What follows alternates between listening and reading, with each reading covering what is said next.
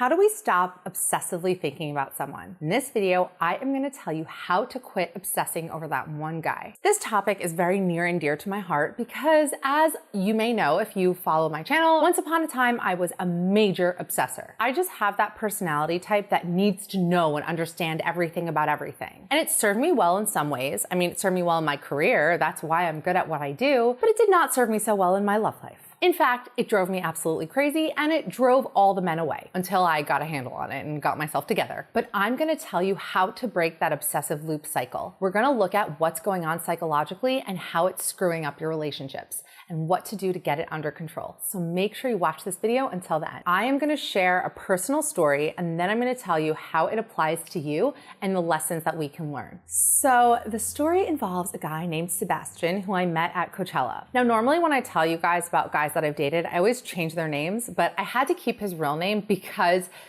it just captures the essence of who he is. Like, do you guys notice that guys named Sebastian are always just so hot? So we're keeping his name. And honestly, like, is not the one that looks bad in this story. I am. So I'm sure he wouldn't mind. Okay, so we met at Coachella. And how I got to Coachella that year is just an unbelievable story unto itself. It really just shows the power of manifesting what it is you want. So I have always been super into music, major music fan. And that year, I think it was 2011, maybe 2010, I don't know. The lineup was insane. Like, all of my favorite bands, Coachella used to be amazing. It really went downhill. But anyway, all of my favorite bands, I was dying to go, but it was completely sold out. And I mean, I tried to find tickets anywhere I could. They were insanely expensive, dying to go. All I was thinking about was how badly I wanted to be there. Not only did I go to Coachella that year, I did not have to pay for my ticket. I went for free. My flight was paid for, my hotel was paid for, and I not only got tickets, I got to be in the VIP section. How did I do this? Swear it, power of manifestation. Anyway, at this time, American Express was trying to come out with like a cool hip credit card to appeal to the millennials. And they had like this team of bloggers to advise them on how to be cool and hip. And I was one of them because New Mode at the time was a fashion and beauty blog. Long story short, since they're trying to be cool and hip, what's cooler and hipper than going to Coachella? They chose one of the bloggers to go with them. So this was literally like the week before the festival. Or maybe even it was a few days. I don't know. It was super last minute. They asked me to go with them. And I was like, oh my gosh, like how did I manifest this into being? So they hired a bunch of other people to be at the Amex tent as well. And Sebastian was one of them. He like created this whole Twitter wall. They had like a bunch of models there also. I don't really know what the point of them was, but they were there too. And there was just this whole team of really awesome people. We kind of like became this Coachella family.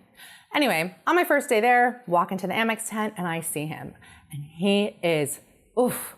You know, like that feeling you see someone, they don't even say a word to you yet, and you are just like taken over by something. That's how I felt the second I saw him. And I was just like, oh no, oh no. You know, it was just one of those things where like every time we talked, I would just get so nervous. I would lose my words and I wanted him. I wanted him as badly as I wanted to be at that festival. Now, Sebastian seemed minorly interested in me. I mean, sometimes it seemed like he was being a little flirty, but he just had that personality type that was like so cool and aloof, and it was very hard to get a read on him. We had each other's numbers and just like, so we could meet up, you know, periodically at the festival. And I remember there was one day where, you know, Coachella is really big, so it's very easy to like lose people. Like we had our home base at our Amex tent, but people would go off and go to the shows they wanted. And one day I was with one of the other guys and then we ran into Sebastian at like MGMT or something like that.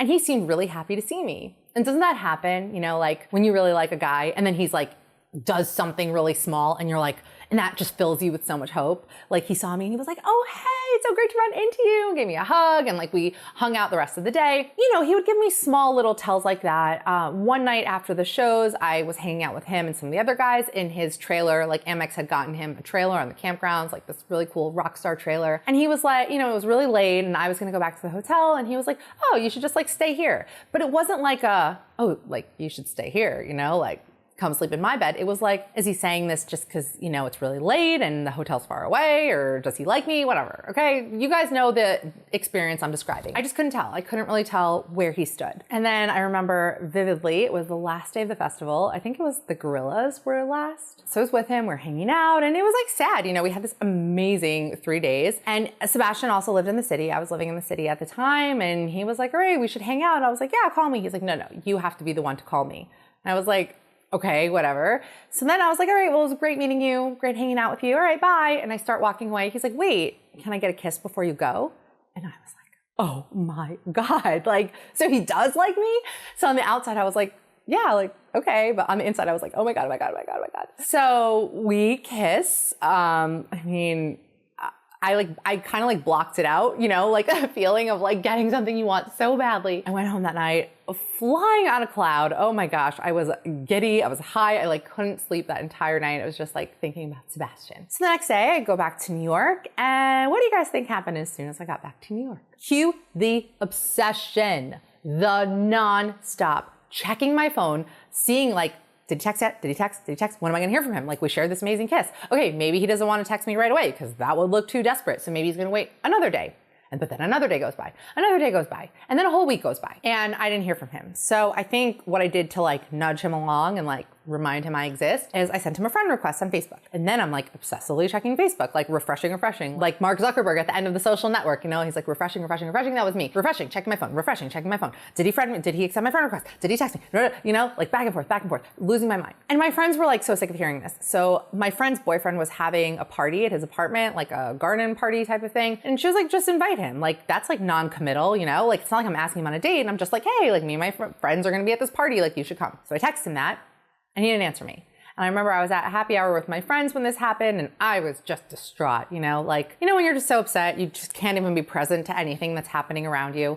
I was devastated, you know, like he didn't answer me. So I started the process of like picking up the pieces. It was like feelings like that, I feel like, are really what led me to take a new mode into the direction we did. It evolved from a fashion and beauty blog to being more relationship focused because the way that I felt was just so lost and confused. Like I didn't get it. Like he doesn't even want to be my friend anymore. You know, like we hung out, we had a good time. Fine. Maybe he doesn't like me the way that I like him, but like at least respond to my text. At least tell me if you don't want to come to the stupid party, at least respond and say, oh, I'm busy that day. Like, why don't ghost me, you know? Then something else very crazy happened. So at this point in time, I was apartment hunting, which if you know what it's like to apartment hunt in New York City, it's like hell on earth. Anyway, there was one day I was at home working and the broker texted me. He's like, hey, I have a great listing I want to show you. Like, can you come downtown and be here in 20 minutes? I was like, sure, no problem.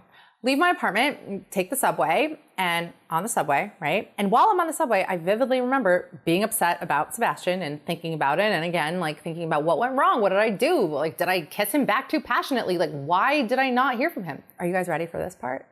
The doors open on the subway and he's standing right there. Like I manifested him the way I manifested going to Coachella. And I swear, I'm not like a crazy manifest person. I'm only thinking about this in hindsight, okay? So the door is open, he's standing right in front of me. I was just like, what? What are the odds of this? Like to this day, I was actually like, before filming this, I was talking to my husband about this and I told him the story. He's like, yeah, the odds are like, that's like 1 in a billion. Do you know how many things had to align for him to be right in front of me? There he was. I mean, first he's like looking down, playing with his phone. I'm like, oh my God, hi. And he looks up and he's like, hi, gorgeous. He called me gorgeous. Of course, I hung on to that part. Gives me a hug. He's like, oh my gosh, how are you? Wow, this is so crazy. I'm like, yeah, this is so crazy. And then like he has to get on the subway because it's about to leave. The doors almost like slam onto him. He ends up like tripping over people, falling over himself. He's like looking at me through the window, like with this shocked look on his face. And I was like, okay, like this is a sign. We're meant to be together. Like the universe has clearly given him the message, you know, that this is the girl for you. This is your soulmate. Text the girl, you know, do something. So of course, like, all my faith was restored and I was like, okay, we're back on track. So I meet up with the broker, this adorable guy named Winston. And I was like, I was so obsessive at this point that I like told him the entire Sebastian story. He probably thought I was insane. While I'm looking at these apartments, I'm just like checking my phone. I'm like, oh my God, that was so crazy. I ran into him. Like, of course, he has to text me after that. And I was like bursting at the seams. I couldn't take it anymore. So I texted him and I was like, that was so crazy. I can't believe I ran into you like that. Like, what are the odds? And he responded, meaning his phone does work and it does receive text messages from me. He responded, he was like, yeah, like that was wild. I don't even remember what he said. And then I responded because American Express was throwing a whole series of concerts that upcoming week, and it was perfectly valid to wonder if he was going to be there because he had been part of the Amex team. So I was like, hey, like, are you going to the Spin series concerts? Didn't answer me. Nothing. And I never saw him or heard from him ever again. And cue the obsession. Endless obsession. And not just like obsession, like ripping myself apart. Like, what did I do? Maybe I shouldn't have texted him. Maybe I was too eager. Like, what is it? I don't get it. Like, he liked me. We had fun together. We had a really good time. We have the same taste in music. Like, he kissed me. He called me gorgeous. Like, why? Like, what is it? What did I do? What went wrong? And it was just endless. And it was awful, just awful. The worst feeling. Like, this is embarrassing, but I like stalked him, you know, like, not stalked him. I mean, you guys know what I'm saying. I'm using that word like it's hyperbole. I love that word. I would check his Facebook. I would check his Twitter. It was like, not stalking. It was really just trying to understand. Like, maybe he has a wife and kids. Like, maybe that's why I didn't hear from him and that's why he just completely ghosted. I don't know. Like, I don't know why it happened. And it just consumed me. And I mean, anytime I would be in that neighborhood or anytime I would take that subway and get off at that subway stop, I was always like looking around for him, like wanting to recreate that crazy run-in, which obviously never happened again. This whole Sebastian obsession like consumed me for way longer than it should have. In hindsight, I realized that Sebastian was just a lesson I needed to learn. And we can call it the universe or God or whatever you believe in. That higher power threw him back my way only to take him away again to hammer in that lesson that the obsession gets you nowhere. But it took me a long time to realize that. It took me a long time to learn the lesson. And here I am, over a decade later, making this video and sharing what I've learned with you. So why? Why do we obsess and how do we stop? Let's break it down. Number one, it's about what he represents. When you obsess over a person, it's usually about what they represent to you. The thing with Sebastian, I was very drawn to him, but it wasn't just that I wanted him. I wanted to be him. Now, what does that mean? At this point in my life, I was so young and so messy. I was just all over the place. You know, I didn't really have a career path that I was on. Yeah, I had a little blog that made a little bit of money, but it wasn't like a career. I still had to hustle and like do a lot of other things to pay the bills. And I was just I didn't have it together, you know? I mean, as most of us don't in our early 20s, but he had it together. I mean, he was also really young. I think he was like 27 at the time, but he was successful and he was a genius. He was like an engineer, like tech genius. And he was cool and he was confident and he just had it together. And that's what I wanted for myself. So I like latched onto that. And that's something that we do. We do it without even realizing we're doing it. I was just so in flux and I just latched onto someone who represented stability. We also obsess over a guy when they represent validation. Sebastian so clearly could have had any girl he wanted. I mean, he's just that kind of guy. And because my self-esteem was just kind of not really there at this point in my life, I kind of felt like if I get this guy to want me, then that means I'm someone. I am worthy. I'm special. I'm something, you know? Like deep down, I kind of knew that I couldn't get a guy like that because another concept I tell you guys a lot is like attracts like. And I guess I wasn't like on his level. I had the potential to be, but I just wasn't there yet. I was like a young, insecure, sloppy girl. So I wasn't there yet. But in my mind, I mean, I didn't take the route of working on myself, at least not at this point in time. I just kind of thought, all right, the way to feel better about myself is to get a guy like him, to get him to like me. Number two, it's a distraction. It's so much easier to lose yourself in someone else than to get yourself together. Believe me, because that's something that was such a pattern of mine. And I see it with you guys all the time. We think if only we could get this guy, then everything will be fine. I don't have to focus on anything else. I'll just focus on him. We don't do this just with relationships. I mean, think about times when you've said to yourself, as soon as I lose X amount of weight, then I'll be okay. As soon as I have this amount of money in the bank, as soon as I have this job, as soon as I am on this career path, then everything will be okay. And then what usually happens? You lose the weight, you get the money, but then things aren't okay. Then you have a new caveat attached to it, attached to when you'll finally feel okay and whole and complete. But really, when you are putting those conditions on your happiness, it's because something is off internally and you just don't want to face it. It's hard to face ourselves. There's almost like this fear, like once we face ourselves, we're just going to fall into some black hole. And sometimes you will. That happened to me when I finally had to wake up and face myself at a point in time. I did kind of fall into a black hole because there was a lot of ugliness that I needed to face. But it was only when I faced that I was able to get over the issues that had caused me so much trouble and struggle for so long. So about the distraction, I mean, in my case with Sebastian, it was so much easier for me to consume my mind with why doesn't he want me, as opposed to thinking, what do I want to do with my life? Like, what do I want to be? What impact do I want to have? Who am I? I wasn't thinking about those things. I was thinking, why doesn't he want me? And that's it. That's where I put my focus. It was just kind of easier to distract myself with him and how he was feeling as opposed to figuring myself out. It's not easy to figure yourself out. At the heart of it, Sebastian was like an escape. He was like a runaway train. He was a way for me to delay dealing with myself. Number 3, you're chasing a fantasy. We just tend to build up people when we can't quite have them, or when we don't quite know how they feel about us. It just makes us see them as being so rare and so valuable. And then that's what causes us to, and then we feel like, okay, I can't let go of this person because I'm never gonna find anyone like them. When you obsess over someone, you're chasing a dream, not the person. I'm gonna say that again. When you obsess over someone, you are chasing a dream, not the person. You are chasing what you think in your mind will happen once you get them. So for me, I thought, once I get a guy like Sebastian, then I'll be on track, I'll be cool, I'll be confident, and everything will just fall into place. So that's the dream I was chasing. I was just attaching it to a person. You have to wake up to what's a dream and what is the person and what is the reality. But the tricky thing is, we tend to just get so amped up on the dream, and we don't wake up to it until we've been really hurt by the person or the situation. So recognizing where the obsession is coming from is half the battle. So usually, if you are stuck right now obsessing over someone, it's probably for one of those 3 reasons. Now I'm gonna give you some tips to deal with it and stop the obsessing. Number 1, redirect the focus to you. Okay, so you're thinking about him. You're thinking about how much you like him and why doesn't he like you back? Stop thinking about him and think about you. Ask yourself, do I like me? Do I think that I'm likable? Do I think that I'm worthy of having a great relationship? Would I want to be in a relationship with someone like me? You can also just ask yourself questions like, okay, I like this guy. I think he's so great. Why do I think he's so great?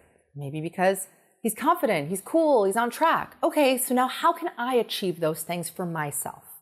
That's what you should be asking yourself. With Sebastian, the question was always, why? Why? Why did this happen? Why didn't he like me? Why didn't he want me? But I think deep down, I never thought that a guy like him could like me, at least not at that point in time. And I kind of, again, key word of this video, I kind of manifested that by deep down not really thinking that I was worthy of him.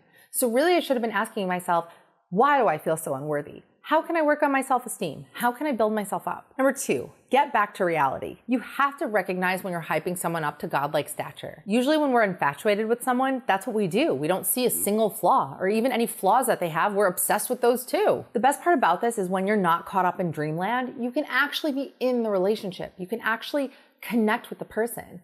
And looking back, like, I wish I had been able to do that and actually learn about him as a person, but I didn't, because he wasn't a person to me. He was a dream and a fantasy and something that I was idealizing and lusting after. We weren't connecting in a real way at all. So at the time, I was all, why, I don't get it. But now I get it with perfect clarity. I mean, now if I went back to that situation, I would have had a meeting out of the palm of my hand, but I didn't know anything back then, but I know now. So I am teaching you. Number 3, fill the void. The obsession grows in a vacant space. It grows in a void because you have an emptiness within you. And rather than filling it with the real stuff, you're filling it with him because you think that that's what you're missing. That's why we obsess. And the way to combat that is to fill yourself up with things that actually make you feel good and happy. You're missing that in some way. You're missing something, and that's why you're outsourcing it to this guy. I finally forgot all about Sebastian when my life started to move in a more meaningful direction. I think soon, I don't remember how soon after him, maybe a year or 2, I shifted the focus of my blog of anumo.com. Instead of being just about fashion and beauty, it was about relationships and lifestyle. I'm really more focused on relationships, which was born out of like the pain I felt in situations like that. And then I really found meaning and purpose in my life. And then he wasn't significant to me anymore. This is a difficult exercise, but this is really the way to stop it with the obsession. Whenever your thoughts start cycling and spinning, you know the feeling I'm talking about, you have to imagine you're plucking it out just like a weed. Now, your mind probably is gonna circle back to that same thought, so pluck it out again. You're gonna have to do this several times, a lot of times. You might have to do it 10 times per minute. But eventually it's just gonna be habit, and you're just gonna swat those thoughts away. Because again, they do not serve you. at all. It's gonna take a lot of rerouting, but it eventually will become natural. I really hope this video was helpful. I think this is probably my favorite video that I've ever done. I'm sure you could tell that I'm very passionate about this subject. If you enjoyed the video, please give it a like. Please share your thoughts in the comment section. I love hearing from you guys. I would love to hear some of your obsession stories and how you overcame it. And make sure to subscribe, ring the bell, and I will see you in the next video.